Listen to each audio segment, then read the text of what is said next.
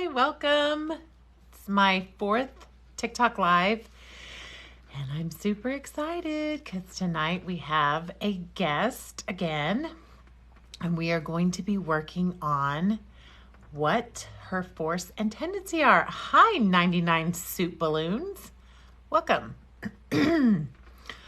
So she will be joining us momentarily.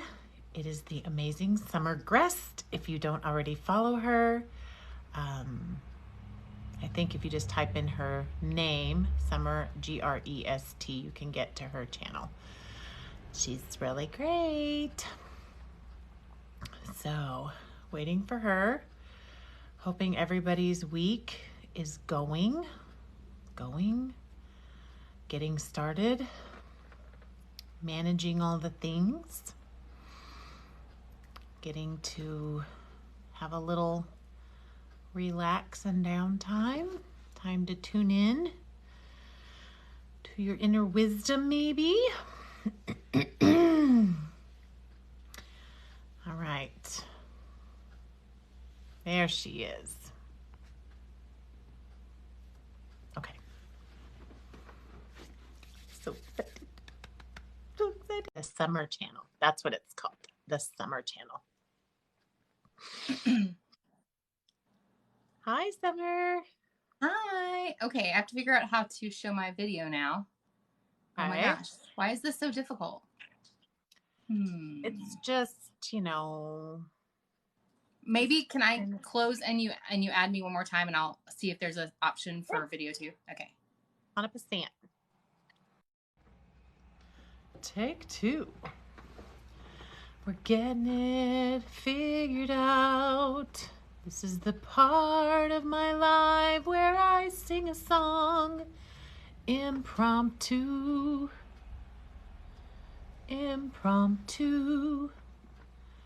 Not a singer, but I still sing while I'm waiting.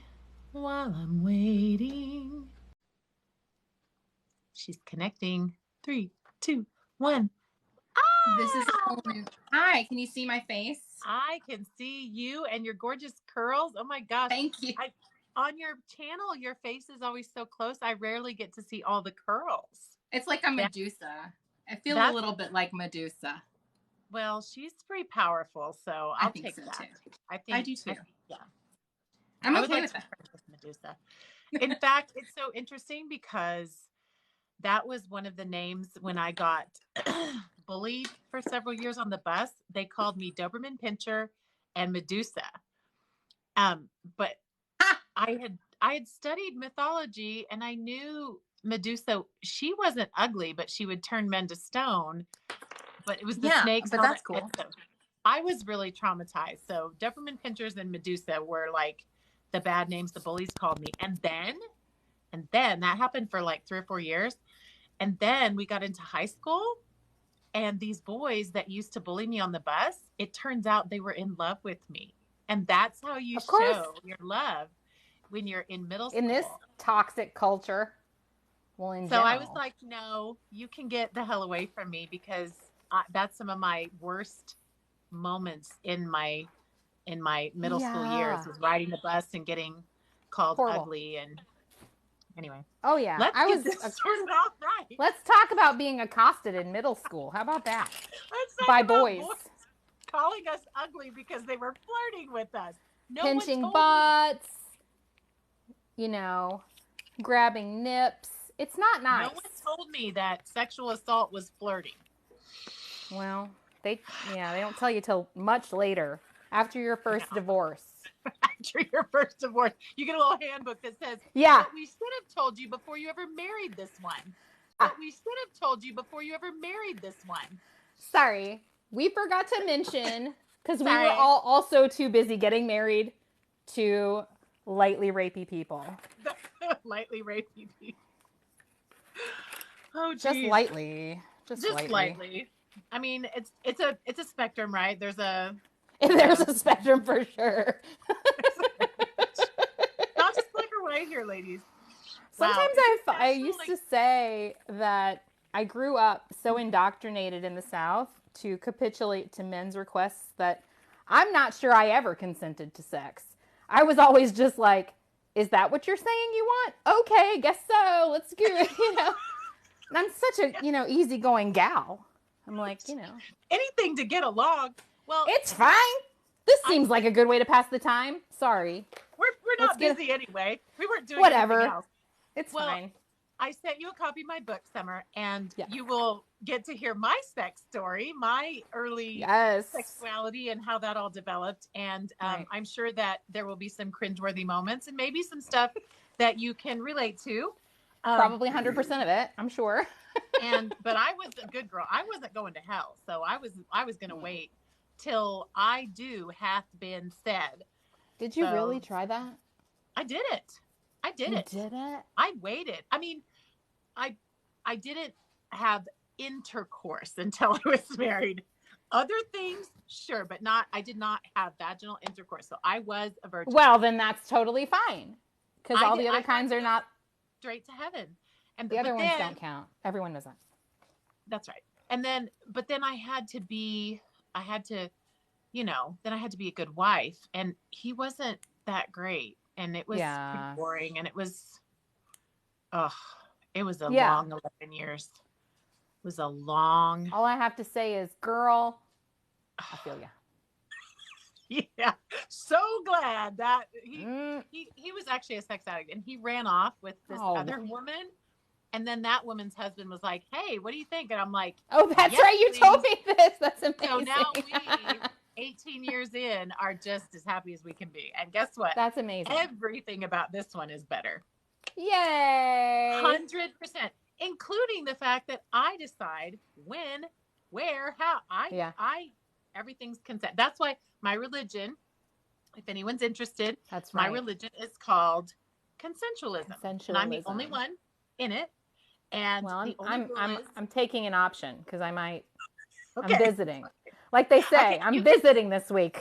You can visit this week. There will be an altar call at the end, but you can't do anything you don't want to do. That's the only rule. Do I get a coffee mug is all I'm asking, is because that's really why I came. I heard. Coffee mugs. There's been a run on the coffee mugs. We have little stuffed animals if you want one of those. Well, I do like those. I do like, that. And it says, I do on the front. And then on the back it says, or I don't. Consensualism. No. Are you serious that there is a bear that goes along with this? I just made that up. I might join this religion to get this bear. I found it. I do and I don't. I can just have it setting on. Well, we already know that these kinds of things exist in the marketplace. Why could you not make one for this particular reason? I did find on, as you do, and you're searching the internet for stuffed animals, as you do, because you may have another. As all adults, if they're honest, all adults commonly do on a daily basis, and we can call it searching for cat gifts, but we know what it is. So whatever, continue. So what I found was you can order bears as merch with whatever you want on their printed on their T-shirt. So amazing. Yeah, amazing. And literally. This is my marriage to my husband that I wrote about in that book. Mm-hmm. The only rule we have for each other is do what you want to do. Don't do what you don't want to do. And seriously, it just, there is no limit to how good it can get. If I had known. I'm sorry, back up. You mean you don't have minimum requirements for oral or you know what I mean? That's so great. Of course, this do what you want to do and don't do what you don't want to do concept seems very simple. And I hope to adopt it in my future relationships. Should I ever have any? Should you ever? Oh, Tequila Tom 1967. That's Tom. That's my husband. He says, "Don't talk about me, LOL." Tom, you and I both know if my mouth is moving, you're probably in the subject matter somewhere. That's he can handle it. You love me. He can handle it. It's fine. He knows. He loves it secretly. Maybe, hopefully, if I misspeak, he'll probably be like, "Could you not say those personal things about me?" But he probably won't. I mean, once you read the book, you'll see he's pretty chill with being put on the pedestal. Perceived, as they say, perceived. Yeah. It's cool. That's good. It's cool. Awesome. I'm the extrovert of the two of us though. Wow. So we hi Well, everyone. sorry. Welcome to my weekly live where I help someone, a guest, figure out his this week it's a her force and tendency, where they fit in the therapy model. And this week's guest is Summer Gress, the Summer Channel. She's amazing. I love her content, and I felt like I knew her before I knew her. Right. And so I reached out to her a couple weeks ago, and we became fast friends. Thank you, TikTok, like real friends. Like I told my husband, I said, like, I think we're gonna be like friends. And I was like, of course. So when you come visit me, which you will, of course, we'll have to do TikToks together, and we'll break the internet because there'll be so much goodness in one frame. People aren't going to be able to handle it. It's going to be too great. And I love it too whenever my favorite creators start to bleed into each other's stuff. That feels so nice. It's like organic. It's great. Yeah. It's amazing. It's a community growing. It's what the interwebs is supposed to be. And so when I talk to people, meet people, or have friends who like want some of my content, and I'm like, well, are you on TikTok? And they're like, what? And I'm like, oh, I'm sorry. We're not going to be able to, I'm sorry. Yeah. I realized that about myself today. And this can be a part of my backstory for how you helped me figure out that I'm a whatever I am, a fire something screamer. I don't know. Yeah, that's one of our personalities. Adding that to my energy is very flamethrowery. I don't know. Do you have a personality that's like that? So I was realizing today that I don't have a presence really on Instagram. I think I have it linked. I think I have it appropriately linked, but it's the same handle. And I just put kind of every once in a while, I'll put some of my stuff from TikTok on there. But anyone who follows me, first of all, God bless you for your commitment to this absurdity. But I can produce an astonishing amount of garbage in a day. And then there will be days when I'm like waiting for the inspiration to come, and the inspiration is like, why don't you take a nap? Right? Yes. But on the day, and so I do, of course, because I listen now, but on the days when I do produce, I got a lot of stuff to come that wants to come out, Yeah.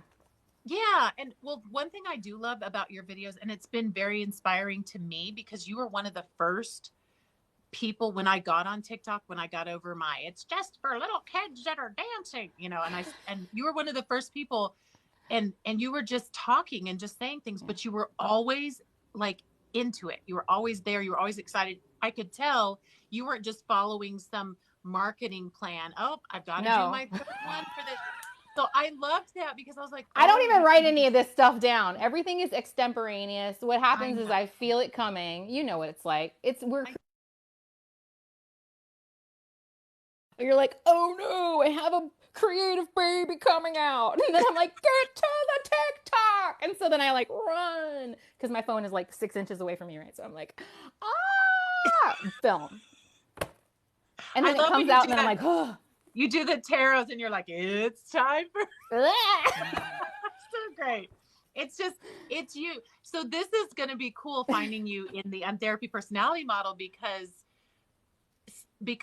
it's not going to be hard, because you are who you are. Yeah. Truly. Yeah. The hardest ones to find are the ones who are like, I don't know if I can show you, or I don't know if I can be honest, or I'm not really self-aware enough to answer these questions. Yeah. So I'm like, sorry, I told you all of that. Sorry, you know my life story. I was talking to Tom about it, because I always guess. I can't help myself. I always guess, and he's like, don't, and don't tell her if you guess, because then if you're wrong, then you look like an asshole. I'm like, no, okay. No, there's no assholes in this. We're all just playing. I love it, because the thing is, it's just a game. And even, you never know, because wouldn't it be cool to meet someone who broke your model? That would be neat too. That would be information. And then that would change and evolve your system. So anyway, I'm not planning to do that. That's the end of the live. Bye. No. I'm not, please understand me. I'm really not trying to do that. But I'm just kidding. Because so funny story. So I'm an upholder. So the way my brain works is orderly and organization and everything fits in a box, which is what I've spent the last 12 years. I'm spitting now. I'm so worked up. I spent the last 12 years like figuring out how to explain how we operate and function. And then you're like, oh, but you know what would be great? What would be cool would be, what if it was all wrong? And we just had to start over. I'm like, no, not right now. Dude, that's me in a nutshell. I don't know what to say. It's like anarchy. I don't know. It's chaos. I have it in my profile, so I try to warn people I'm a chaotic neutral, meaning I bring the chaos, which I feel is fun. Yeah. You may view it differently. And then and then I just don't care what happens. That's what makes me neutral about it. So see, I'm the yang to your yin, or vice versa, whichever I don't know which, because I bring the order and then I don't care what happens. Yeah, that is a unique way to approach organization and order. So yes, it is to get a sense of where you might fall on my particular spectrum. Because the other reality is I'm going to figure you out and say, this is who you are in the Untherapy model. It may or may not be helpful or resonate with you. That doesn't matter. It'll still be helpful to me as a way to connect as friends. For sure. But if it doesn't land and you're not loving it and it's not even language or verbiage you care about, that doesn't matter. It doesn't restrict us from connecting. And I have people in my life actively, like people I am blood related to, that just can't. Like I'll volley the ball and like, what about this part of the system? And what if we do this to try to understand each other? And what if and like, it's like a medicine ball. It just plops at their feet every time. So I learn what I can on my end, and it still benefits the relationship, and it still works. So yes, that's how it works. Break my system. Just break it. Just Summer. I love it. Break it up. Bam, bam, bam, bam. Bam, bam, bam. All right. So since my last live, which had my first guest on it, I have simplified how I describe the interaction between the parts of Untherapy. So we're going to start with that. So we're kind of all on the same page with this. And hi, everyone who's viewing. Thank you. Welcome. I'm happy to have you here. And our beautiful guest, Summer. She's, I'm sure, right on your screen, right where I'm holding her right here. Think. Okay. So I'm going to drink while you do this. You think of yourself, the wholeness of you as the soul, of the infinite soul person, as a wheel. And the whole point of the wheel is to be balanced so you will roll. Mm-hmm. So you can navigate through all of life's terrain. We're just going to say that's the point. Mm-hmm. So imagine, I'm going to have to make a little visual, but right now we're just imagining this. And then there's 3 equidistant dots on the circle. And each of those represents a separate and equally important aspect of our inner being. Mm-hmm. So it is the inner child, which we all know, we've heard a lot about, we're all trying to heal that, right? Right. There's also the inner manager. So the inner child is governed by our heart center. That's the emotional center of us. The inner child is our feelings, our emotions, all of that 95% subconscious. It's that reaction to stuff. It's all that. Mm-hmm. And in Untherapy, we have what we call a heart personality. That is your inner child's personality. And it is, I've named it your force of nature, which, speaks to the fact that it's powerful, and it's either fire, wind, ocean, or mountain. Right. So the second spot on the wheel, 1/3 of the way over, is your inner manager. This is your brain's personality. This is the inner part of you that operates with logic and reason, not emotion. So this is like that 5% conscious brain thing that can go beep, boop, bop. We're going to do a goal. We're going to make a list. We're going to aim it this way and go. Yeah. And so those four types that you could potentially be are based on Gretchen Rubin's 4 tendencies. So you're either, so they're applied differently than Gretchen Rubin's, but I always like to give her credit because that's where I got the idea and where I adapted it into Untherapy. So you're either a rebel, an upholder, a questioner, or an obliger. Okay. And then the third point on this wheel that has to be balanced to be able to roll through our life is the inner guide. And this is your connection to divine wisdom, spirit, whatever your belief system holds, that thing that's greater than you or has more wisdom or has more, has all of that intuition and that gut feel and that guidance. That's the third aspect of the you that is a whole. So the important thing within therapy is for us to use these tools and these ways of looking at who we are in our fullness in order to seek like healing in the areas we need and balance and consent. Consent's a huge part of therapy, as we kind of already talked about. Yeah. Because knowing that we get to choose and knowing that we have everything inside of us already there, all the raw materials to make the best choices for ourselves, given all of the information that is around us or that is stimulating us, or, stuff that's going on. We can heal, we can process, and we can roll. We can roll through life the way that a balanced wheel can move. So that's kind of the broad strokes. So we start with the inner child's personality. That's your heart. That's your emotional center. You have a wheel on my. Aww. See, it's the wheel of Dharma. I was trying to figure out if I had a picture of it, and I'm like, yeah, on my body, duh. And so, yeah. The wheel of Dharma. I forgot. You already knew when you got that tattoo. Yeah, no, but that's it. But they use it in a different way. They talk about it in the different phases of incarnations. So, cool. Yeah, that's a whole different frame, which is really cool as well. But I love this one, and I like thinking about it overlaid on that Buddhist concept. That feels really interesting. That's cool. Yeah, and I'm just drawing and kind of taking notes while you talk. Perfect. Yeah. So just as a side note, the inner guide doesn't have a personality in the sense of a type that we're going to be talking about, because the inner guide represents the fullness of oneness and connection to all and in all and through all. And the inner guide doesn't exert any sort of like advice or force. We have to welcome the inner guide to give its feedback, and it's not confined to a specific aspect of something, and so it encompasses all of the things. So there's no distinguishable, that's the box that my inner guide. It's source. It's the soul. It's this. Yeah. It's the over soul level. Yeah. Yes. It's the God. Well, that's more terminology that is kind of fun to play with. It's like an interim step between source and an individual incarnation is the concept of an oversoul, which sort of lays in between, which is like a grouping of similar or related entities or fractals. It's just like fun stuff to think about. That's what that made me think of. So yes, thanks. Cool. Very awesome. Cool. Okay, cool. We're getting all kinds of little connections.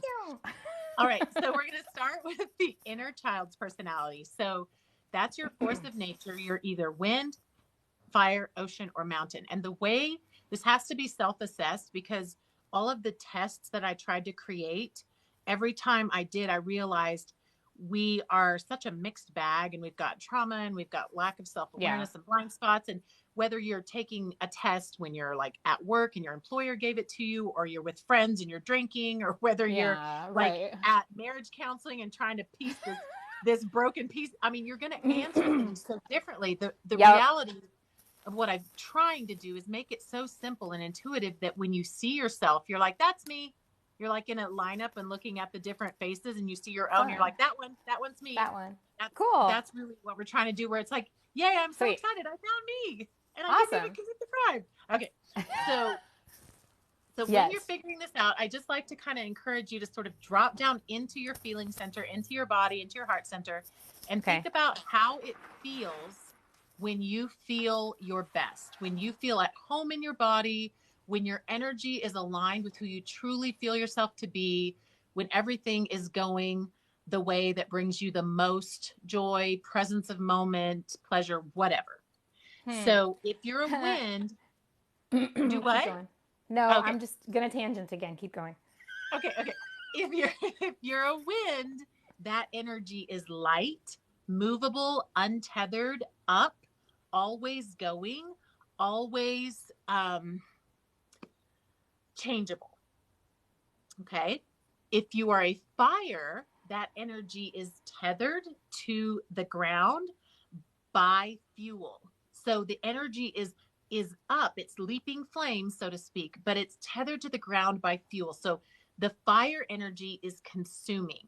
It's doing, it's going, it's following the fuel. It's a very passionate and very intense and tends to be somewhat controlling in the sense that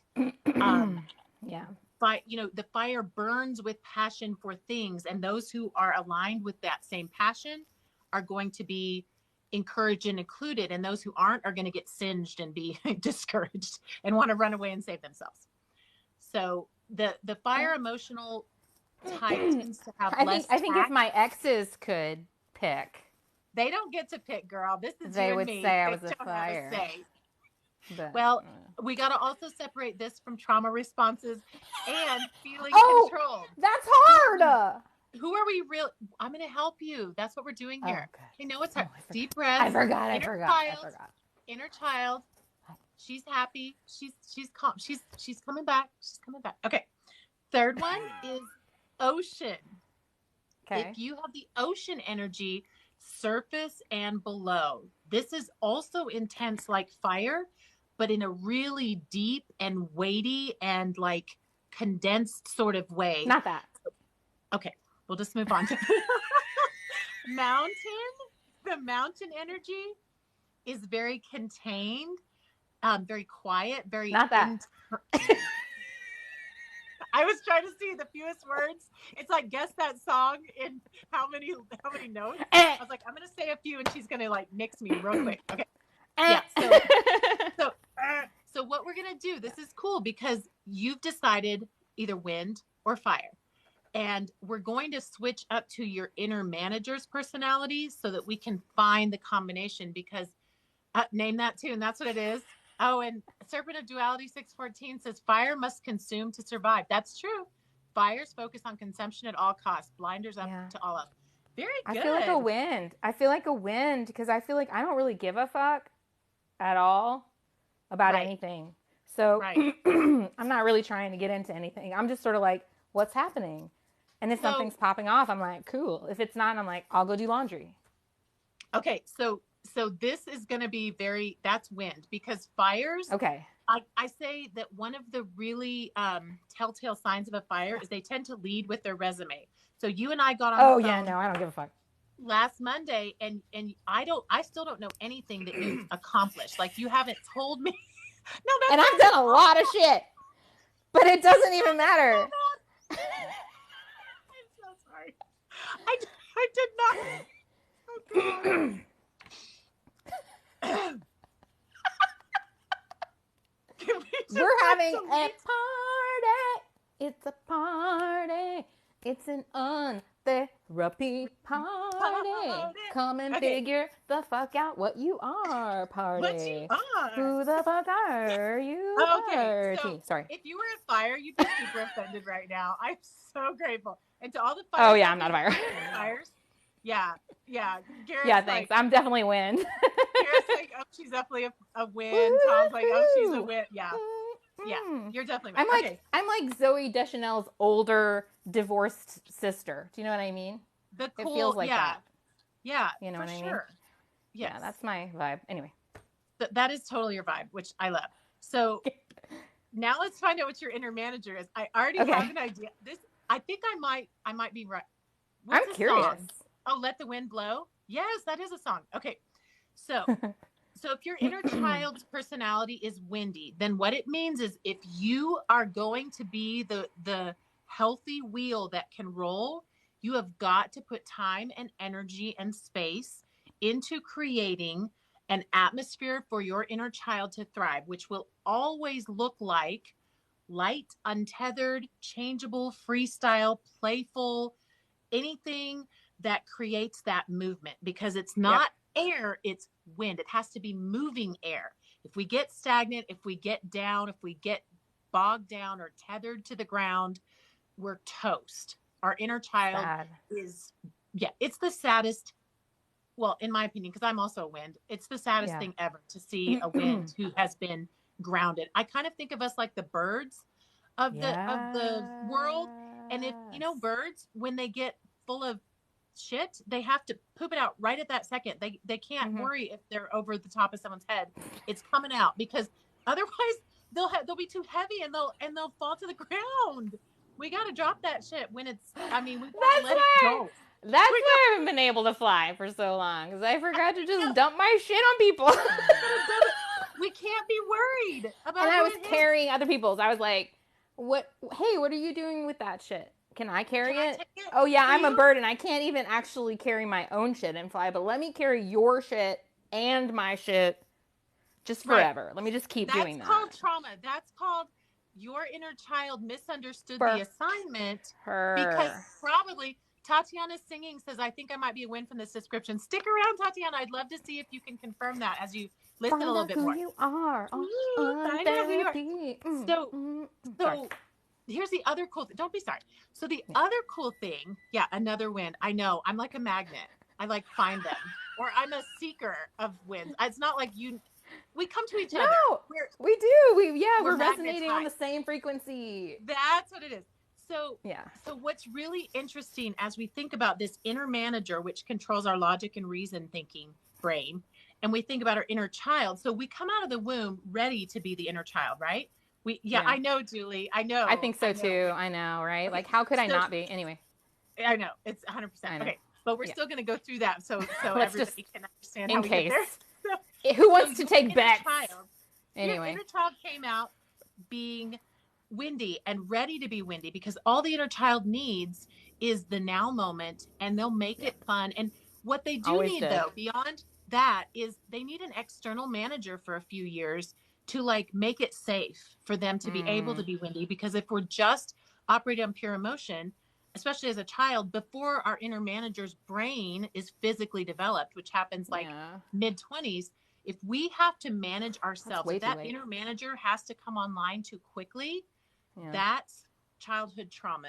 That's where we end up having to, I mean, it's caused by and becomes trauma because, so like what your ex-husband might describe you as, it's like, okay, so she would have this trigger and she would become intolerable.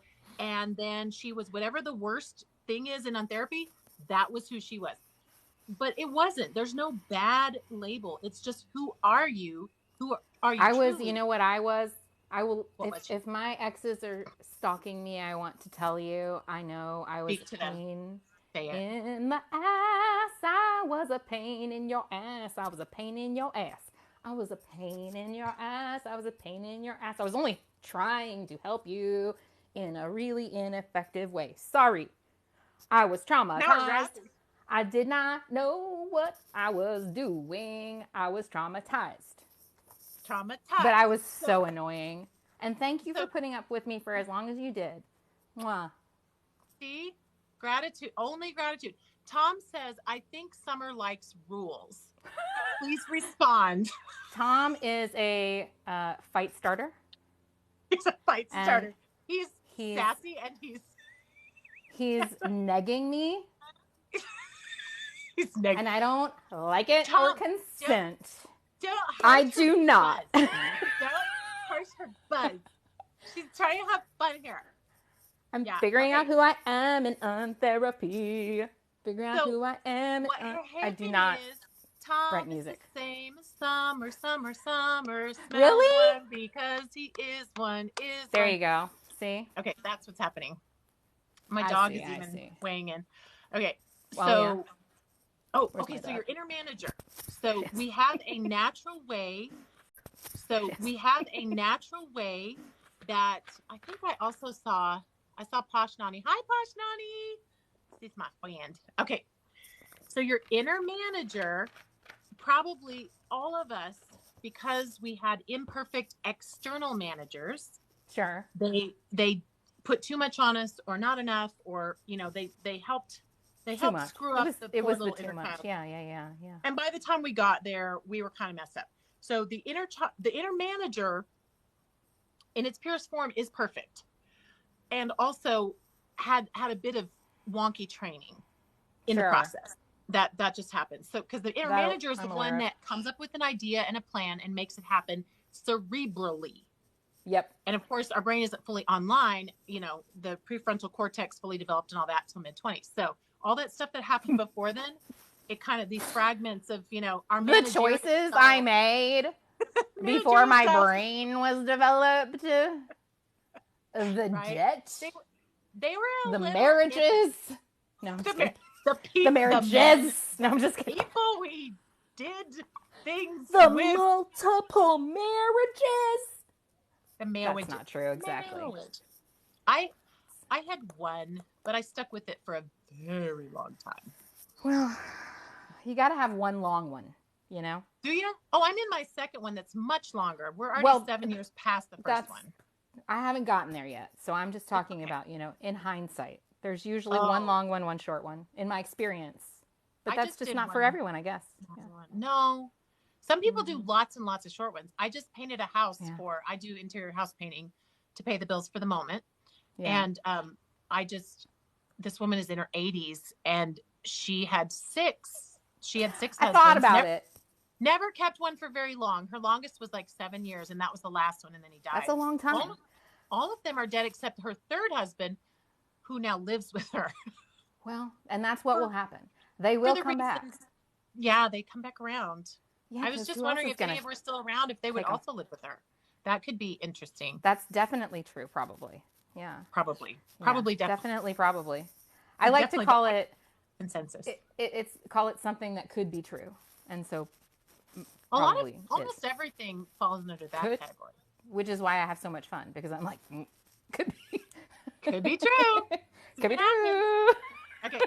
So Tatiana Singing says, this is my jam. Thank you. Obviously ours as well. Thank you for joining our party. This is awesome.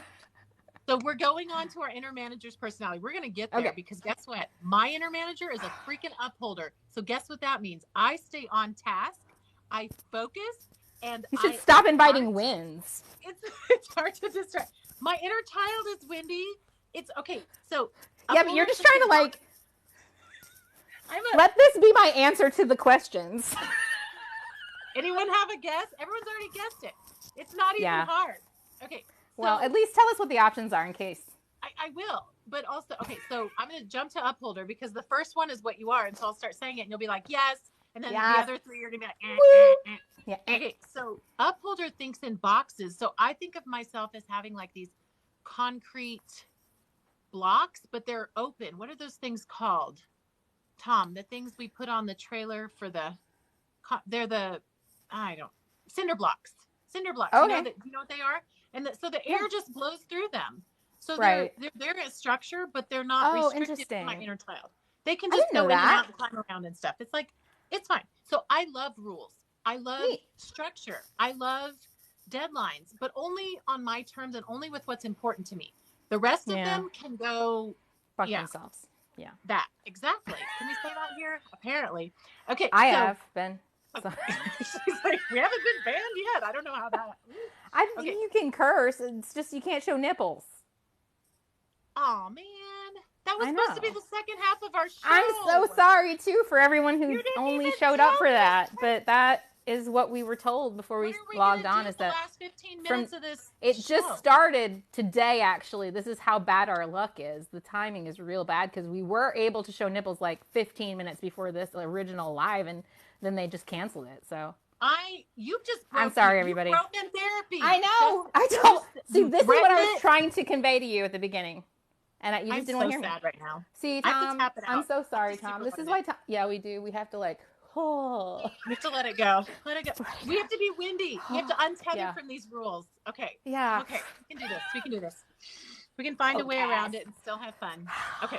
So, even without nipples, I don't know. It's hard to have fun. I know. That's really difficult. But anyway, continue. Okay. Yeah. So, bummer. Okay. The 4 ways of thinking. The 4 inner manager personalities are rebel, upholder, questioner, and obliger. Okay. So I already told you upholder. They think in boxes and rules and regulations and guidelines. Restrictions. Restrictions are our freedom because then we know what we're creating within. Rebel is the exact opposite. Rebels think in clouds. It's grab and go. Everything's amorphous. It's all changeable. I know. Do you even want to hear the last 2? Do we just skip the last 2? Like to skip the last 2? Because why would I care? Because I'm a rebel. I don't give a fuck. You don't care. It's not for me. For all the rest of you out there, you can go to my tell them the other 2. It's questioner and obliger. They're important too, but just not for little Miss I Summer. knew I wasn't an obliger. I pretended to be. That's the people pleaser coping mechanism that I adopted. And that's that called fawning, which is different than being yes, an it actual is. obliger. I thought I was an obliger until no, you're right. right before I wrote my book, and I had this moment where I was like, if I didn't have trauma, when would I go into people pleasing? Like, when would I please people just because that's how I think? If I didn't have trauma, if I wasn't triggered, when would I please people? I was like I'm pleasing and I'm helpful and I'm a teacher and I'm loving and compassionate, but I do not think in 5-star reviews like obligers do. I know and love obligers. I have people in my life who are. It is a different beast than me. My inner manager will not sign off on that. See, I love that though, because that's so fun, because I love that we have a frame through which to view each other's natural tendencies or natural like inclinations for engaging with the world or relating with the world. Yes. With complete like no judgment, just like, hey, that's how your being came out, like pre-programmed to do that. And that gives me so much comfort to know, or to have another way of talking about my experience, because yeah, it took me a long time to acknowledge that I wasn't a, obliger. I'm not a people pleaser. I was fawning, which is a method of manipulation. I recognize that now. I was codependent. Yep. I did manipulate my surroundings and the people that I was in a relationship with in order to survive, because I thought I had to. But if I'm honest, now that I'm healing or healed, let's claim it. Let's claim it. I'm a rebel. I'm like, girl, burn it down, burn it down, burn it down. Burn it down. Be fine. It's gonna be fun. We're gonna have a better party after this one. Burn it down. It's a bonfire. Burn it down. You know what I mean? So, your inner manager. So think about this. I've really had to think about it, and I think I have manifested. Okay, first of all, because of consensualism, I believe we picked our force and tendency before we ever got here for the specific purpose of nailing the curriculum we signed up for this time around. So you needed to be a wind rebel who took a long time to figure out and own her rebel nature for the very precise reason that this is how you needed to be in the world. So your wheel would roll through these 100% cycles and end the ones you didn't want and learn and master the ones you did. Thank God. Okay. So here's what's so cool. And I had to really think about this because Tom says some stoplights are suggestions. Yeah. Everything's a suggestion to a rebel. I've seen that. Everything's a suggestion to a rebel. Everything is a suggestion to a rebel. So, okay. I know. I have a whole thing about that. Finish with the, because I want to identify. Talk more about that. I just want everyone else out here who's not a rebel to know that is a legitimate way to do life. I know it sounds crazy. I know it sounds not right, but guess what? It is. And I have It feels right to me. Of course it does. I have so many rebels in my life, and the most of those rebels are wind rebels. So think about what it feels like to have the same inner child personality as another wind. We're both winds, but your manager is signing off on crazy shit that I'm like, no, don't do that. It's going to be terrible. And my inner manager is like, this is how we do life. And an upholder is a very societally accepted manager. Like, we are the best managers because we already think in terms of guidelines and rules and what works and all of that. Rebels are like, they look like terrible managers is what they look like from the outside. You're not. We need rebels as much as we need. Oh no, because because I have an incredible way of connecting with people. So if you're a manager, that's all that matters. It's my favorite thing. You rebels are I call it navigation. Your skill at navigating relationships and connecting with even the most unlovable people is unsurpassed. I have been in awe from moment one. My husband, as a wind rebel, I just can't. His construction business that he's had his whole life and he's been building. It's always about building people. We just happen to like do paint and drywall as sort of the medium so that it's not weird. It, not Tom. just like hanging out on the street. Yes. That is what we're doing, my guy. That's what we're doing. Wind so Rebels are we're people builders. We are people producers. And we just use whatever our thing that we happen to fucking stumble into. We're like, oh, here's this. Do you want to do some of that? And then people are like, you think so? And we're like, yeah, man, you can do some of that. And then they're like, fucking yeah, man. And then they go do something with that. And they were like, I could do more of that. And that's what we do. And it's like, and it's like Tom's well-being and mental health is directly related to how the relationships in his life are going. That's it. What else is there? When you're putting it out there and you're getting that connection and feedback, right? Then it's like your manager's like, fuck yeah, we're going to do all the things and anything we need to do to make this more, make it more. Yeah. And then if you lose that because the other person can't reciprocate, it's tough. That's when we have to have the talk with ourselves, to bring it in. Bring it in. And we back go like, to the inner child. Like, how do we, so let's how do we find ourselves here? Yeah. How do we get this inner child back to a place of happiness to go back out there and manage some more shit? And tell me more. So I want to actually talk for a second about the practice of super learning, because I know you and I have had a couple conversations now, and you've just kind of hinted at it. And I've seen your content, but I haven't read the book yet, and like I haven't actually done the practice. So I wanted to talk about it, and for anyone else who's kind of scrolling or in here too, the thing I wanted to tell you about it that I hadn't had a chance to tell you yet is that the way you describe it, the practice that you're doing is sort of, have you heard of the concept of getting a download? Do you talk in that language? Like getting a download? Uh-huh. So in the spiritual or ascension or whatever you want to call it space, we use that term to kind of signify getting an epiphany or crystallizing of thought, right? When you understand something with clarity. Well, my last relationship ended in a pretty disruptive way. It sent me down a dark hole. I identified with the narcissistic and codependent community, that whole dynamic. And so I did a lot of investigation in that realm on YouTube. I was listening to talks about narcissistic abuse recovery and how as a codependent to like reparent or heal, I was doing all of these things, using these modalities. And my therapist this does have a point. My therapist turned me on to a woman in this space who I had flipped past. I hadn't really watched her stuff. Her name was Melanie Tanya Evans. Tanya Evans. She's Australian. She's got long, like reddish hair, very beautiful woman. And she would talk about narcissistic abuse recovery. And her pitch was different because she did not focus on the narcissist. And on a lot of the people in the narcissistic abuse recovery community that produce content for people who are recovering do focus a lot on the narcissist's behavior, which, as we know, you can't do shit about that. That's just in the past, bitch.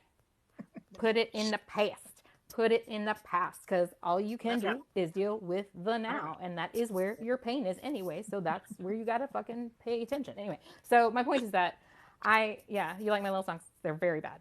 So I love them. I do them all the time too. Good. So, so Melanie Tanya Evans was talking about, she talked 10% about the narcissist, 90% about healing.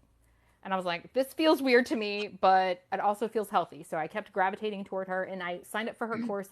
And her course, also, she got a download. She had this dark night of the soul moment where she just had this crystallizing epiphany about how to purge trauma from the body. And it had a lot to do with that somatic sort of narrative that you started to describe. And I just got really excited when you said that, because I was like, more people got this download and are sharing this with the world. Because when I found her, I'm telling you, the healing, how fast this super learning can heal you, this method of somatic noticing and narrative interaction with yourself, with the different aspects of yourself, that can heal you so freaking fast that I was like, I need to tell everyone about this.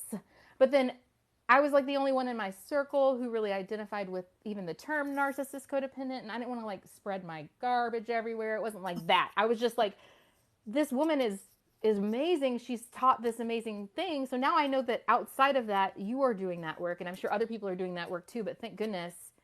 And I'm glad I can now send people to you instead of having to send them down this weird path. I'm like, I know you don't identify as a narcissist codependent, but this woman has this thing. I'm like, get past that whole thing and go do this somatic healing.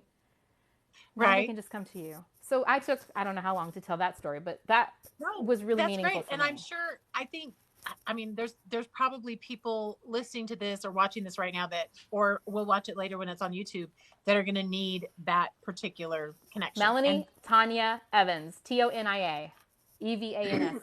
So what I love about that is I developed this tool to heal myself, because the tools I found for my windy inner child were too complicated and too heavy and too scary.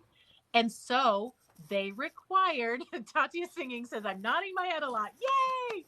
So all of these modalities and protocols and tools required a practitioner to facilitate, which is great if that's what you need. If you got it. Point where I realized that I was going to be healing from childhood trauma for the rest of my life. And I did not want to have to rely on someone else. So when I originally created Superlearning, I was doing it. I was doing one-on-ones on other people. And Untherapy, the whole concept, the reason that it's called Untherapy is that we are being our own therapist. So I'm taking the concept of going to therapy. I'm not anti-therapy. You have to do that sometimes. Absolutely. Use all the tools. Absolutely. Use all the tools for help. I use everything. And when you wake up at 2 a.m. and you're in a full-on panic attack and you don't know why it happened or what's going on, you can't wait a week till your next therapy session. Oh, if you're so lucky to have one every week. And you don't want to Most people can't even tell them. I mean, let's not even get into that. I know. People need modalities of healing, immediate relief, work on ourselves. Relief.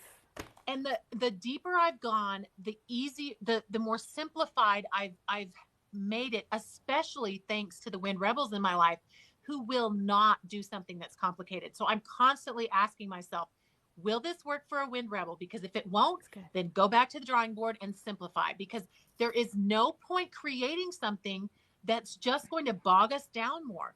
If we're in the middle of what? I said no. Oh, okay. I thought you were saying, I was like, oh, what did I say? Okay. So here's the thing. When we're triggered, that is our inner child having an emotional reaction to something that upset it. Okay. It's always the inner child. Here's what Superlearning does in a nutshell. And then we can go through the protocol if you want. I can actually talk you through how it works. It's not hard. In fact, we just had everybody wants to do it. Let's do it. Let's do it. We just had somebody join the academy and they went to their first class last night and she got clarity on a huge, huge problem that has been haunting her for 2 years. Her first Superlearning session, we just did it as a group. Fast. We do it. And she was like, oh, now I know. Now I know exactly what my path is. I'm like, it just reconfirms what I know to be true. It's just like, this is all Superlearning is really in the moment. What's that called? In the moment, like precise. It's like the precise medicine that your inner child needs for that moment that the healing crisis brought up. It only ever brings up the exact thing you need to heal at that moment. And you always have all of the information comes up with the crisis. And if you know how to turn in toward it and look at it that way, then out comes the healing and you get this incredible awareness, which all comes from your inner guide, by the way. And then, I'm so blown away because I do this now. I got to the point where I was like, okay, I really need to practice what I preach here. I believe this, but I got to know it works. And so I do it every day now. Well, 5 days a week. I take the weekends off, but I get up early and I Superlearn myself every day. And I'm like, this really works. Like, oh my God, I can't believe I knew it worked. And I've been doing it on people for like 8 or 9 years, but like, I don't know. There's something magical about knowing. I don't know. And then teach anyway. Okay. So you'll I understand. I know. Here in a minute, yes, let's do it. You will see how simple this is. So what we're doing in a nutshell, go back to the wheel. We've got our inner manager, we've got our inner child, we've got our inner guide. So really what happens is, let's say you're triggered. Okay. Some shit went down and you're in a triggered state.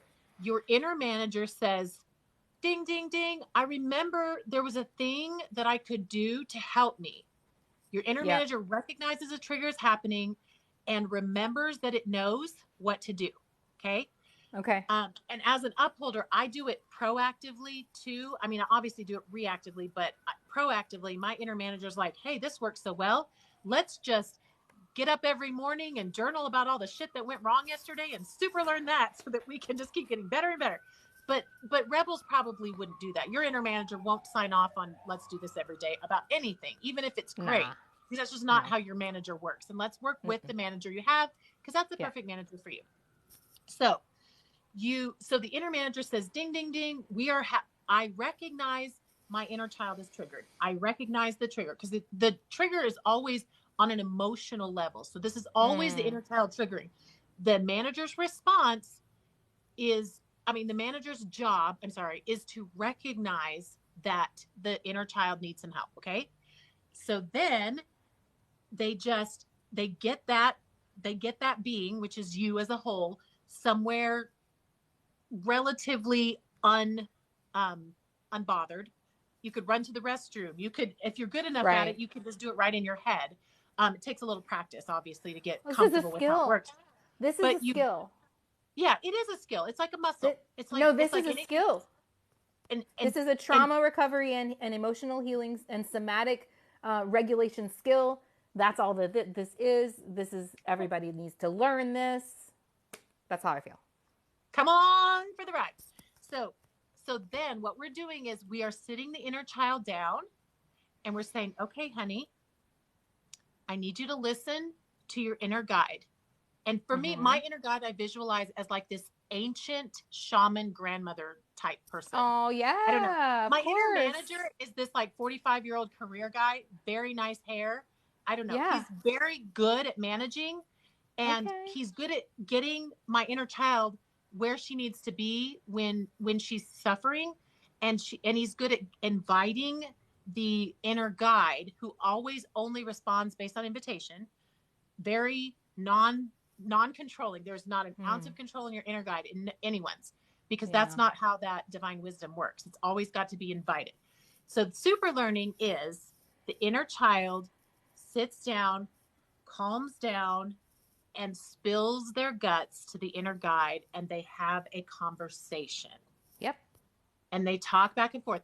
And I have learned to journal this process because when the inner child, which is your emotional body, is interacting with the inner guide, which is divine wisdom, you enter like a dream state, and your inner manager doesn't remember what happened.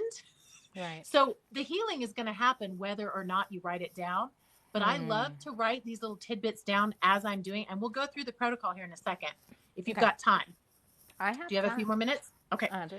But we'll go through that so I can show you what kind of information you can get at the end of this, because then your inner manager can go back to that journal and go, like, I just had one about the war last week. Yeah. And so anytime I start stressing about the war, I go back to my journal. I'm like, and every time I do, it integrates a little bit more of the truth of what I learned when that fearful little child who was triggered because in 1992, she was a senior in high school and the world was going to end because we went to war with Iraq. And the inner guide sat and talked to her and said, here's what's really happening. And I know that to be true. And now, no matter how anyone else puts any piece of information out there, little me, manager me, and inner guide me are rolling with it. We're balanced in that area. I love that so much. I have to get tissues and I'm going to be right back 1 second. Okay.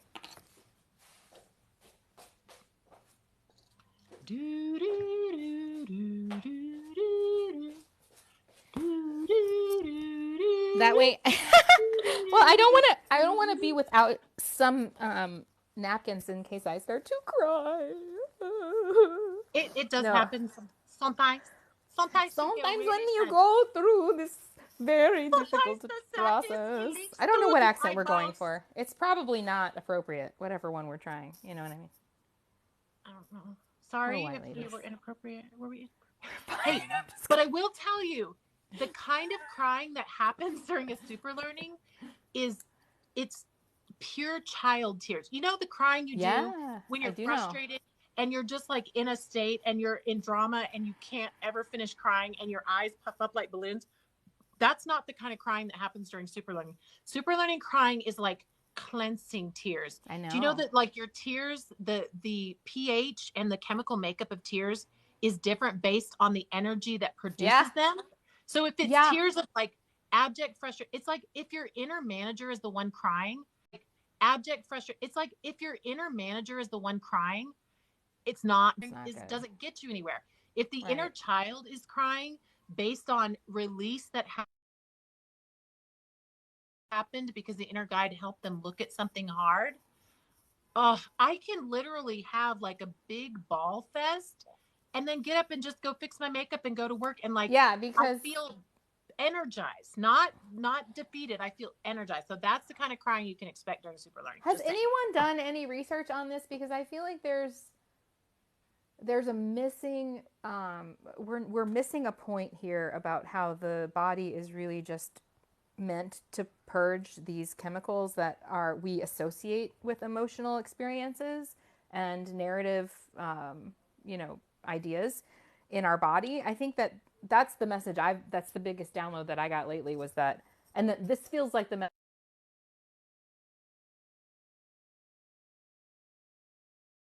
that I'm supposed to was that this group came out of nature to transmute dense energies through our body and transmute them back into love. And that's the process. It's a purging. It's when we deal with frustration or anger or envy or jealousy, when we let those things well up, we sit with them, give them love and space, and then let them come through our body, through their tears, through our expression, through our art. It's all changing that energy back for Mother Nature, back into love. So yeah, I love that process. And it feels to me like a waves of birth, almost like contractions when you're purging. Mm-hmm. And it's like that when you're doing trauma recovery, when you're recovering from addiction, when you're dealing with a breakup, when you're dealing with grief from healing from an illness. When you're physically healing from an illness, it's the same. It's the pattern that comes out of your body. So that's what thing. It's as above, so below. It's all the same thing. It's even like sexual experience, the waves, exactly. Like those the things. These are all biological functions. In my view, I feel like we just haven't the whole connection between the pH changes, depending upon where what's associated with the story, the narrative, and the physical feeling in the body. I feel like science is probably not too far behind if they haven't already gotten there, and I'm just not aware of it. To prove that these are the processes that we're doing, and the difference is that in the spiritual community we call it transmutation of dense energies into love. Right. And there's probably a biological explanation too. There's probably something that we're doing, just like a tree takes carbon and turns it into oxygen. Yep. There's probably something that can be pointed to as a difference before and after, not only to our physical bodies, but to the environment around us. And that's how, when we change ourselves, when we purge those waves of ego and all of those old stories, we let that come through us, doing it for ourselves and then for other people as we hold space as healers, then we, I lost my train of thought. That's that wind rebel for you. What happened was my manager was like, "You're talking too long." No, but you weren't. I was listening and it was interesting. And I just want to echo. Well, my manager wasn't interested. Your own manager got bored hearing your voice. She was like, bored now. She's like, this point took way too long to make. This point is... Shut up. God. So whereas an upholder, I could talk about the same thing for an entire hour and never lose my train of thought. Everyone would hate me and no one would be interested. Are you kidding me? No, it's too much. It's too much. I literally... Like you could give a full-on lecture. Huh? You could lecture. For hours. For hours. No, me not. I can do like No, a me not. no, me not. I think that's the No. merch for Wind Rebels. No, me not. No, me not. Yes. No, I also came up with another phrase called hate hyping. So now anytime I get a anybody who doesn't totally endorse my opinion, that's what I care about, right? That's Anyway, hate hyping. let's be honest. Then I consider them hate hyping me, which I find to be a very delightful phrase. Thanks for hate hyping me. I think you're famous. If you have haters, I feel like you're famous, and that energy can be transmuted. Thank you. Tatiana Singing says, okay, I definitely am a Wind Rebel. I can't tell a story without a tangent. And Tatiana Singing, I'm going to contact you after this and see if you might want to be a guest next week, because I think that would be super fun and awesome. I will work with whoever's interested. I think we need to be, this is what I want to do, okay? What do you want to do? I want to do like a, you remember like the stars? I want to do like a, you remember like the stars, they had the TV show where the stars were in the different boxes. This is your box thing. We do a game show where you have different like people in different boxes, and then you're like, depending upon how they answer the questions, you're like, oh, that bitch is a Wind Rebel because she can't shut the fuck up, you know? Yes. Or like, that dude has not said anything. He must be a something upholder or whatever, you know? He's like, he's probably a mountain. What would be the quietest But that's one? sexy. You know, like that whole thing. Like you could have like a panel, but then, and I could be in the center just each week, you know, just. Of course.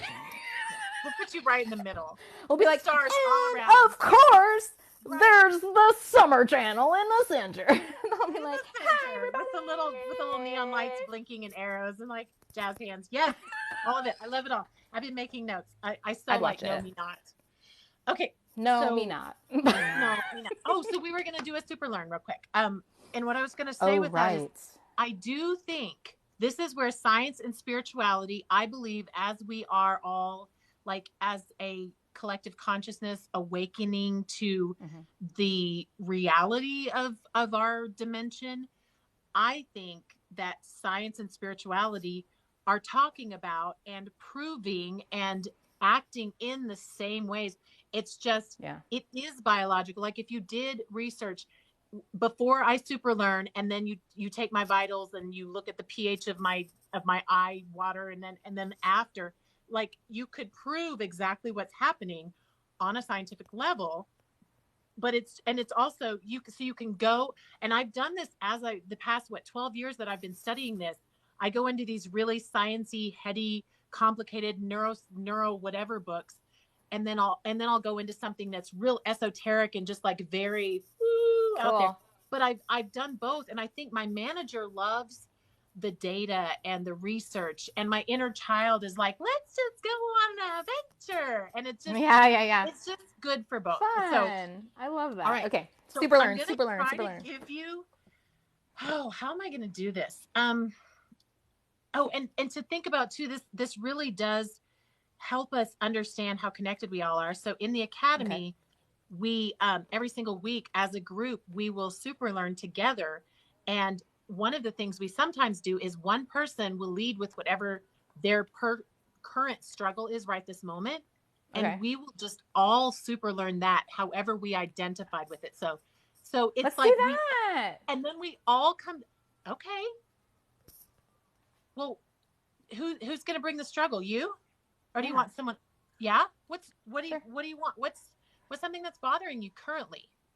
I am learning how to manage my energy when I'm feeling a little physically tired. So I had a day. So keep in mind, I've been not working for a couple of months because I'm very, very, very fortunate, and I have that ability, and I was able to take some time off to heal and go on a little adventure. And so I haven't had to have like phone calls all day with people and things like that. But yesterday and the day before and today, of course, I've had these lovely opportunities to connect with other spiritual people, other spiritual friends. And we've just been having these very intense, lovely conversations, very much like this, for hours.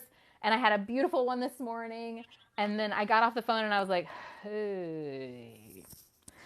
And then I was like, but then I was like, have to do laundry. So I went and did laundry. And then I was like, must feed. Oh, shit. Only had coffee. It's 2:30. Feed the body. Meat body will die if don't feed it. You know what I mean? So I was Yes. like, oh, and then I was like, okay, have to be alive and awake for this call, right? So then I was like, must micro nap. So I was like, and woke up, and then I did. So my point is that I I'm learning how to bring more activity and connection and engagement into my days, but it's hard. It's hard as and I think we all feel this in our different ways, whether we're working out in the world or over, virtually, or now maybe we're getting out there and meeting up with friends more than we had because of some of the things have been lifted, or we're feeling safer, whatever the situation might be.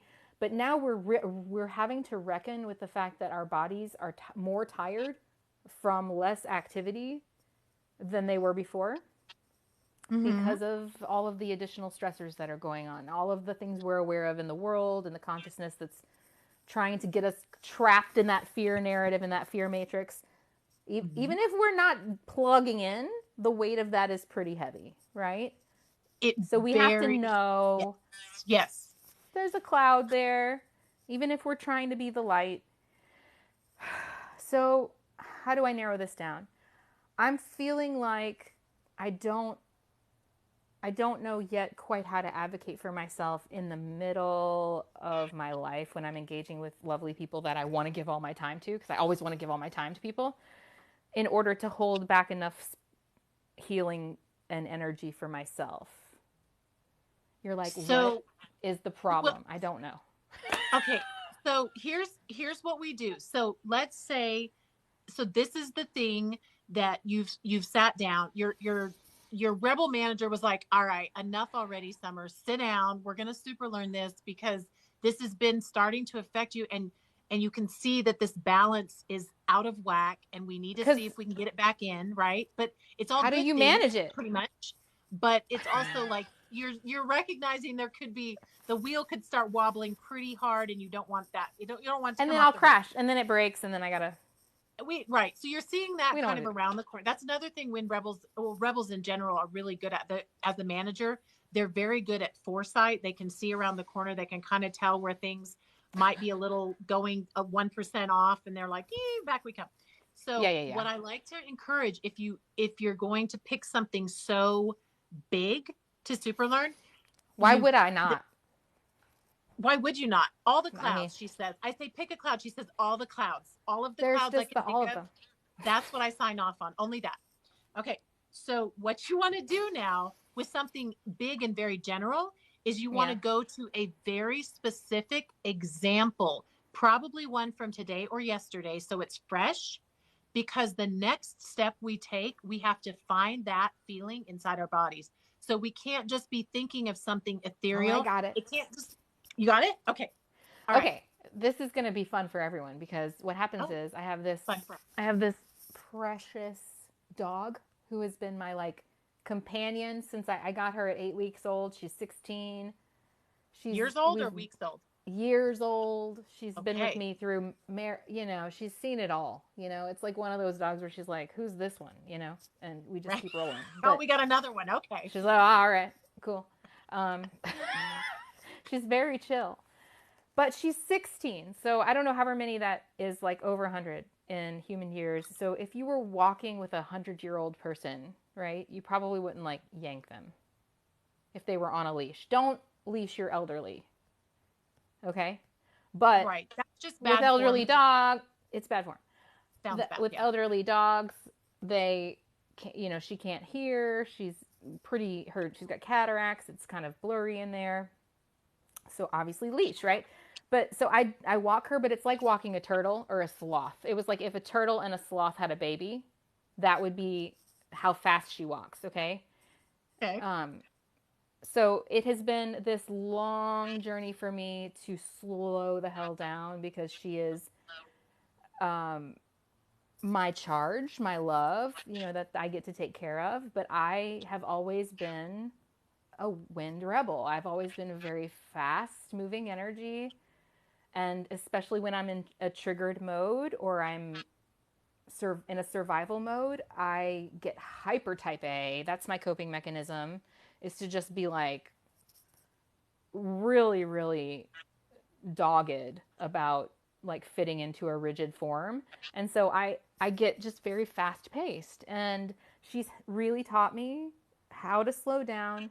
But today I walked her after my conversation with my friend this morning, the one where I was like, ugh.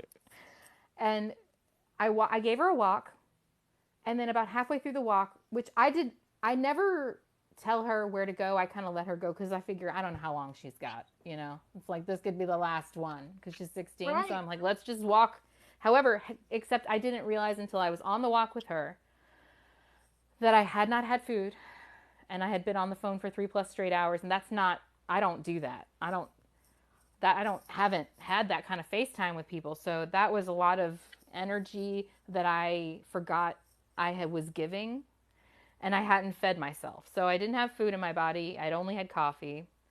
And I'm out on this walk with my elderly dog who I love to death and I don't want to rush, but I feel myself starting to collapse, kind of. Not really. But energetically, energetically my wind is like, ooh. It's slowing to a stop, and that's not good. Yes. Must recharge. Must plug in. Yes. Please plug in. So yes. we got around the corner, and I just started pulling her, and I was like, I fucking hate this part of myself, because, and I'm not saying I wouldn't like, get the fuck over here, dog. It wasn't like that. It was just like, you were like anxious to move it along. Yes. I need to drink water. Please let me go home. But she's like, no, I don't want to walk fast. I want to work slow. So. Okay. So that felt really bad in my body. Okay, so this is beautiful because you started with a big problem, and I love that you phrased it as, you didn't phrase it as I'm failing or this is the end of the world. You said, no. I'm learning how. So you've learned how to shift your perspective and how to make it into a positive. And when we are super learning, rather than spiritually bypassing any of the yuck stuff, we have to zero in on a moment of representation of that larger thing that we're working toward or learning. And we have to go find something that feels shitty. We got to find something we can focus on. So the next step to super learning is the deep breath, drop into your body, and just like go. I always imagine myself like shrinking down little and like running around real fast inside, because I go fast when I can. That's go nice. Fast, which is, this is one area where I could go. It's like the inner child in me is like running around like, where is it? Where's the headquarters? Where's the worst of the worst feeling? Like I felt awful. Like you go back to that moment. Is it in your solar plexus? Is it in your hand? The one that was pulling? Is What's it this in one? Your head? Where is it? This one. Solar, is it? Yeah, solar plexus. Yeah. Right below your ribs. Where it is. Like, yeah. Okay. That's where it is. So it's in your solar plexus. My inner manager is saying, that's because you're hungry, bitch. You still haven't eaten enough food. Anyway, keep going. Which you're going to do right after this. Okay. I will. Okay.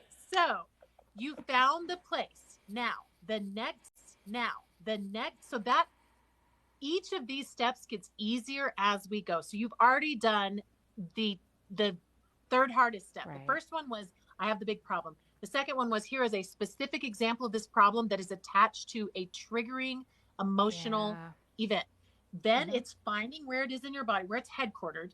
And then, now this one is really important, because this is where we let the manager sit down and just take a little rest, and we let the inner child come out and play.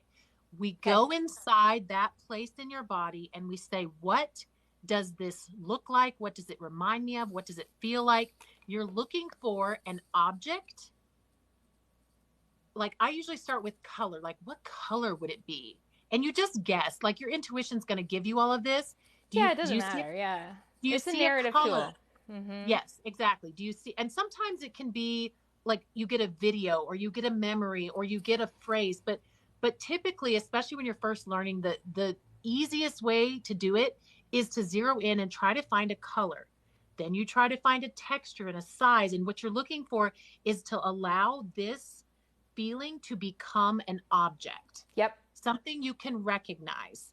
That So you can again, relate to. it might start as, you know, for me, I'm trying to think. I did one last night in class, and I've gotten to where I can actually talk people through the process while actually doing it at the same. Wow. So my manager stands there and talks while my inner child goes running around and doing the work. And at first, obviously, it's a muscle. You have to sort of gain the strength and the awareness of how strong you really are and your ability to do it. So you start, you know, last night I saw like these tentacles, and then I realized, you know, as I looked closer, it was like these suction cups, and I looked closer and I was like, oh, this is an octopus. No, it's not an octopus. It's a giant squid. So I can't, you know, I came to a thing. Or sometimes it'll be a, you know, it might be a brick wall. It might be a soccer ball. Like, find what it is. Have you found something? Did you find an object to relate to? The way that I experience myself in these exchanges or in these healing moments is as a little scene. I see a little scene. Some people do the scenes more so than they do the objects. So you've got the scene.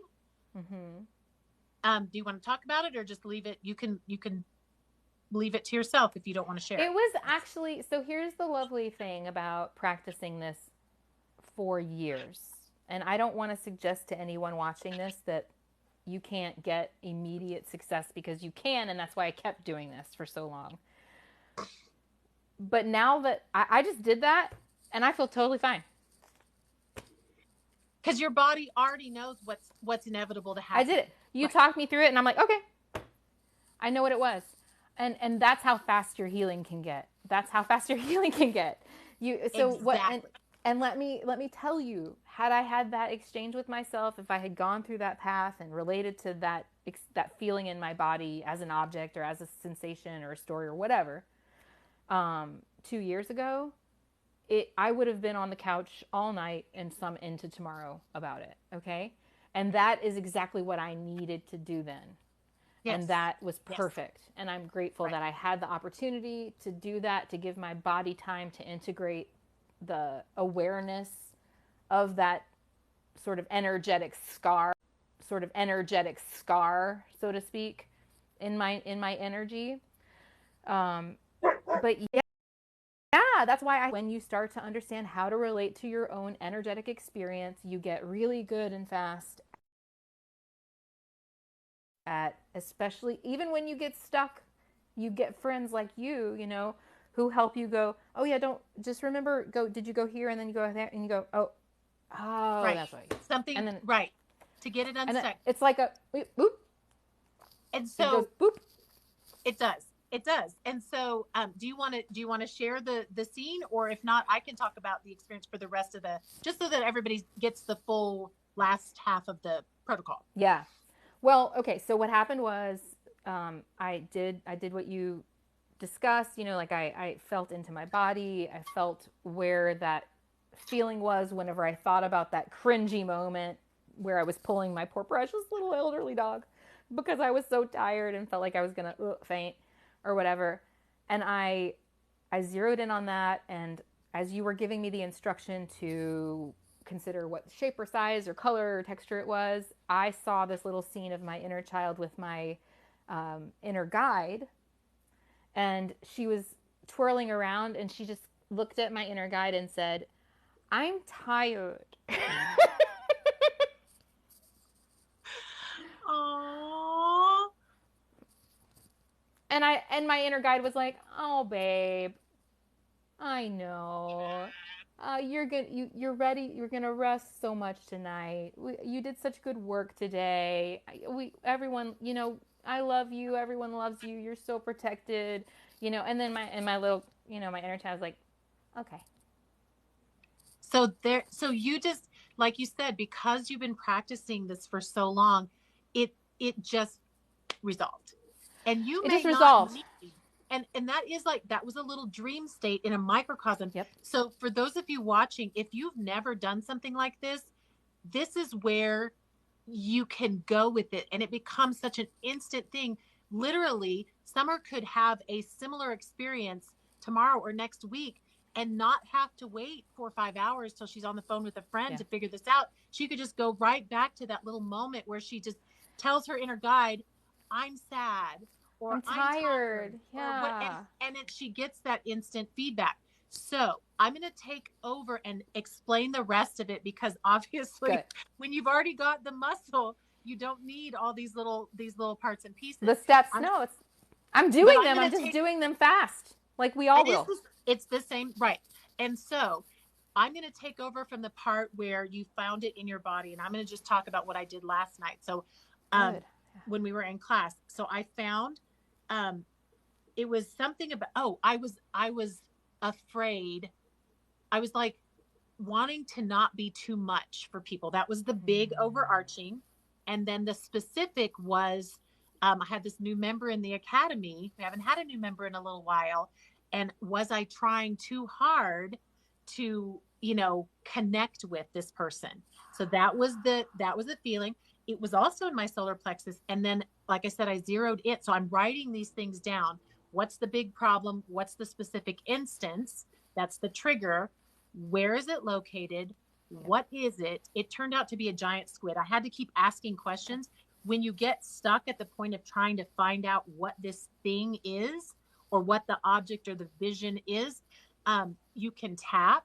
This is just a sort of a shortened version I learned from Faster EFT.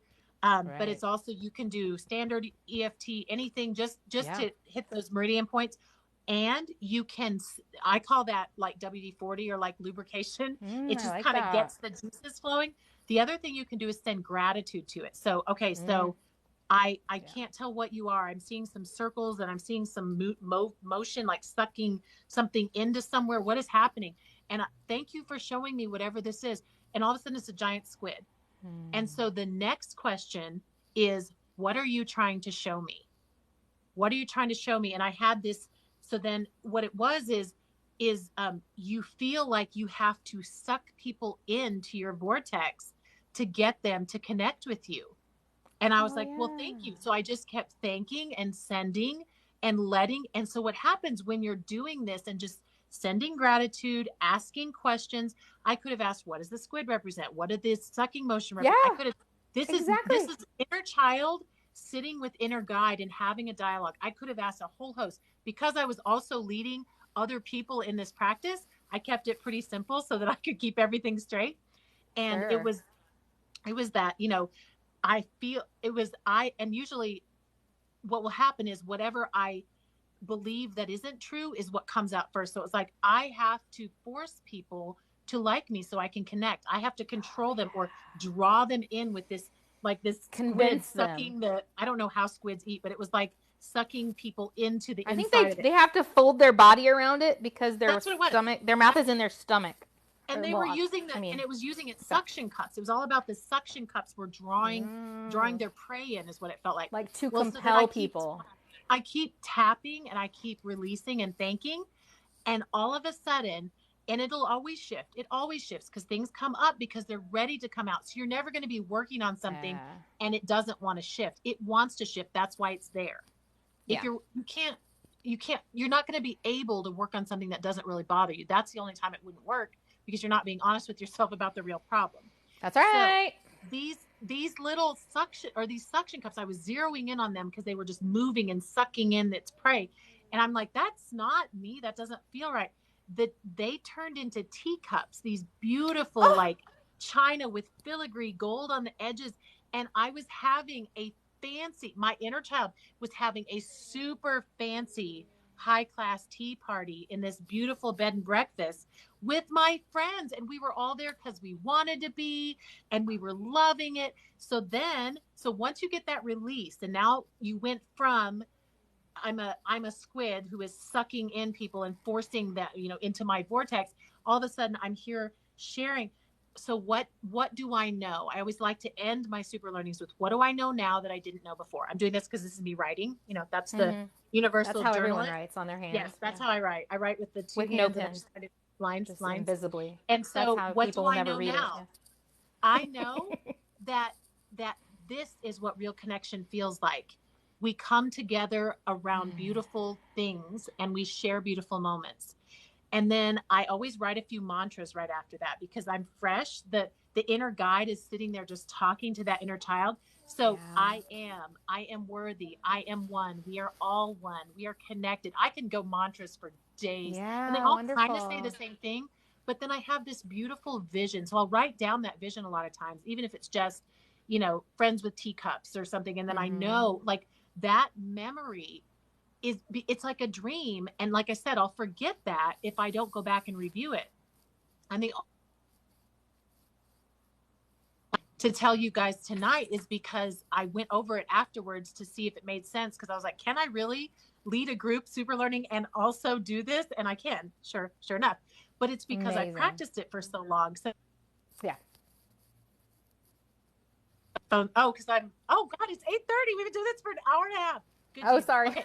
So let's no, please don't be. I've had so much fun. I can't believe we have been talking for an hour and a half. Oh my God. I'm really not surprised because you and I could go all night. We could go forever. We could go forever. I know. Yeah. So fun. So awesome. So, and going places, Amy said, sense of lack for yourself amidst helping others. So yes, you were struggling with that initial, like, this is really what I love and want. And now, so I love writing down, if you are journaling, what do I know now? So you can go back to your original problem, which was how do I balance my energy while I'm doing all this really fun and wonderful stuff. And now you have a direct piece of guidance from your inner guide, which is to say, you tap into what your inner child needs and you let your inner guide acknowledge those needs so that it doesn't become the manager trying to throw a bone and keep everybody happy. That's never going to work. That's never going to work. We have to keep all three of these parts of ourselves in balance and harmony because they fuel and nourish each other. Awesome. So this is kind of our common problem. We overmanage our life thinking that we can't trust the inner child who is just far too broken and hurt. And we forget to ask the inner guide who is directly connected to source and is an infinite abundance of the ultimate wisdom we need. That's our unconditional love. Yeah. All you had to do was notice that your inner guide was there and you had all the healing you needed. So now you're not even shaming yourself about what happened with your dog. Your dog is in its own way an external guide from the spirit realm. She has always been. Pace and timing and unconditional love. I mean, she didn't hold that. The dog did not hold that against you. No, but was simply happy to help you reach another level of awareness about what an exciting, awesome life you have and how important it is for your inner child to be brought along on the journey because that windy part of you, that is your heart, needs to be the first aspect of yourself that is taken care of in any situation, in any religion. So if little Miss Inner Child Summer Windy Girl isn't up for an amazing, important managerial conversation, then she needs to go take a nap or eat some food. She needs to not work herself to death, even in the funnest and best ways possible. And the thing for me with this example was a bug. In this, now I'm like so chill. I'm like, we're good. What's that? Such an airhead. I love it. But I love myself, so I laugh. But it is funny because I'm very strange. But anyway, I feel delightful. You are delightful. Thanks. I'm having fun in the best way. Thank you. There's ever a bad way to be delightful. My inner child loves your inner child. It feels playful to hang out with you. That's my whole goal. There you go. So I was thinking like the takeaway for me today was just check in with yourself. You do love this dog. She's a lovely dog. You love other people. Other people are lovely. But you, babe. Did you eat? Eat before you walk the dog for 45 minutes in the heat, okay? With long sleeves on in the California sun. Just small steps, love. Small steps. You know what I mean? That's And what that's I the beauty hear. of being in a body. We are learning the balance. Like we can't, and I think whatever the wheel's made of is our skin suit or something. The body is somehow in there is a wonderful grounding mechanism. We can't just, we're not supposed to just like float off into the ether with all this Because excitement. I would have done it so long ago. Right? You But know? we're supposed to like stop and feed ourselves and go to the bathroom and take both care supposed of to our be here. puppies. We are Transmute supposed energies. to I think that's what here. we're supposed to do. We're supposed to help Mother Earth heal by allowing our body to be a vehicle for transmuting dense energies. And we do that first. We have to clear our slate because right now we have all of our trauma on our plate. So you got to eat all your trauma up. Nom, nom, nom, nom, nom, nom, nom. Nom, nom, nom. Yummy trauma. Crying, sad. Purging, like that. You have to get all that out of the way. And that's your work, right? That's your karmic work. But once you've done that, once you're getting to nearing the end of that, what you can do is start to help other people. Okay, now my energy is clear. You want to come heal in my energy? Come be in my energy and heal. It's safe over here. I've got lots of space, lots of love, And the beauty of what you're talking about there is that the way I think in my belief system, the way our human existence works is we go through this huge, we call it a spiritual awakening, where we go from asleep to awake. And for the rest of our lifetimes here on earth, we're continuing to wake up at higher and greater levels. So it's not like we ever disconnect from the idea of how to transmute because we constantly have something to transmute, whether because I think that's what being conscious is noticing the vessel you're in and what it's transmuting maybe, or I don't know, but it feels like that's what being in a body or being conscious is about, It is. And it's like we become aware enough and yet we still have to poop. We still have to walk our dog. We still have to just a system. It's like any other system. And it keeps us grounded. It keeps us from becoming so out there in the ether that we can't relate to the next person that comes along and says, can you help me? Yes, I can help you. I just dealt with an issue 2 minutes ago. It's fresh. Yes, my issue might seem like very small compared to your massive issue that is going to affect every aspect of your life. I've also been there. Also, this is fractal. This is just, I'm, maybe I'm down to just these smaller pieces of trauma. Right. I'm still going to be constantly refining and crystallizing and cleaning this. And then you start to love the process. Seriously, when some shit goes down, I'm like, oh, I can't wait to super learn this tomorrow morning. I can't wait to find out what all of works. This is it just me. Works. It just works. It's just good and it's simple. A really good and tool. It's like someone could listen to this video and if they were really diligent and got themselves focused, they have all the tools they need to really put themselves in a whole different realm of self-trust. You know, the thing on that, let's putting a button on this that I want to say is that yes, these tools are so fantastic to help yourself in the middle of the night when you're having an emotional upheaval, whatever that is, why ever that is. But the thing I will tell you, my personal thing to add to this on therapy method is to remember, along with this method, that if you can think of nothing else when you're in your darkness, if all you can think of is one thing, remember compassion for yourself. Compassion for yourself. Compassion for yourself. Yes. Because that's the message of the inner guide. The beautiful image I have right now of little inner child Summer going, I'm hungry. That is compassion. That is your inner That's compassion going, for yourself, yeah. Oh my God, I forgot to feed you. And it's the inner guide going, honey, it's all good. It's all good. Nothing's wrong. You got a burrito 3 feet to the left of you. Just reach out. You're going to be fine, my love. Reach out. It's all good. And that's all the inner guide ever does is just love us unconditionally. And when we find out that we have that unconditional love on board, built, we can do it all the time. Hardwired, it is, it's great. It's great. Okay. It's a good life, you guys. It's a a good great life. life. It's fun every day. It's fun every day. I am going to now feed myself and Good. do some things to bring myself back to earth. Trauma. Thank you. Yum, I yum, love yum. you. Trauma, This is trauma, not the trauma, last trauma. time we'll do this. Let's eat some trauma. Let's transmute some trauma, guys. That's right. Break. Okay. Nom, nom, nom. All right. So Love full. you all. Thank you for tuning in. Thank you, Summer, for being a guest. It's been lovely. I can't wait to do it again. All right. We'll see everyone next week. Next All right. Tuesday, 7 Central. Bye. Tuesday. Bye. Bye.